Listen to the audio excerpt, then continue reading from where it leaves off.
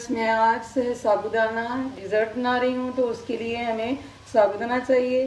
तो ये मैंने हाफ प्याली साबूदाना लिया है और मैंने इसको वॉश कर लिया है अच्छी तरह। पानी उबल रहा है, 2 प्याली पानी है और ये इसमें मैं डालने लगी हूँ।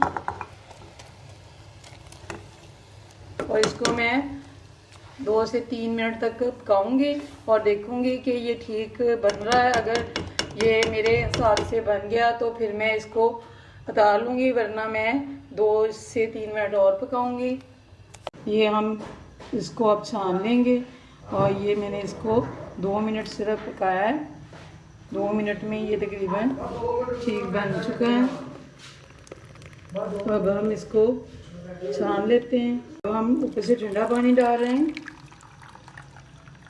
मैंने हाफ पैकेट जो है जेली का डाला है, ये स्ट्रॉबेरी जेली है। तो ये अब तकरीबन बन चुकी है, इसको मैं उतारने लगी हूँ। ये पानी जो है उसको उबाल आ चुका है, ये 1 कप पानी है। तो इसमें ये बनाना जेली का हाफ पैकेट में डाल रही हूँ।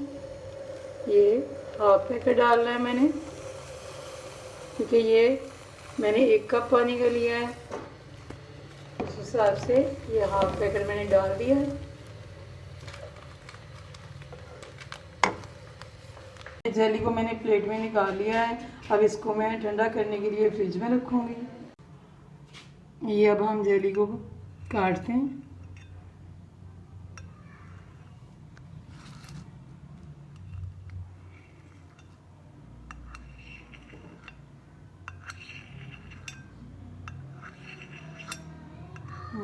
और दूसरी ये देखें, इसको अब छोटे पीसेस में काटते हैं।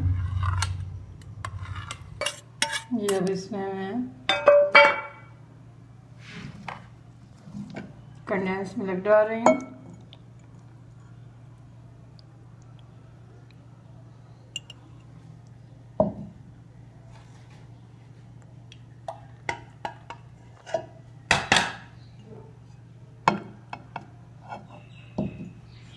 ये अब इसमें मैं दूध ऐड करूँगी।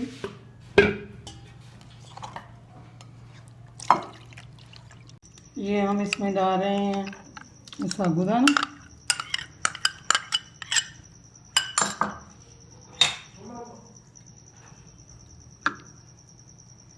हम इसको मिक्स कर लेंगे।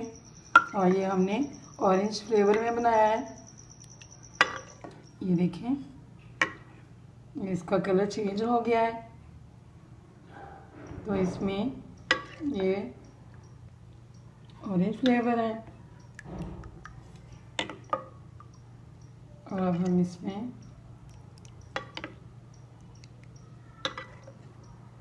ये जेली पड़ी है, अभी ये भी डाल देते हैं।